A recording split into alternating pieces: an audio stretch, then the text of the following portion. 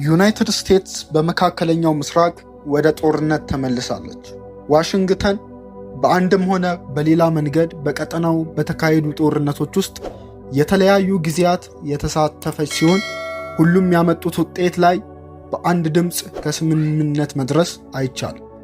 አሁን አሜሪካ ከእስራኤል ጋር በጥምረት በመሆን በኢራን ላይ በከፈቱት ጥቃት የተጀመረው ጦርነት የአገሪቱን ከፍተኛ መሪ አሊ ሐመኒን ገድሏል። ፕሬዝደንት ዶናልድ ትራምፕ የኢራንን መሪ በማስወገድ የአገሪቱን የኒውክሌር ፕሮግራም ማስቆም እንዲሁም የሥርዓት ለውጥ ማምጣት ፍላጎታቸው።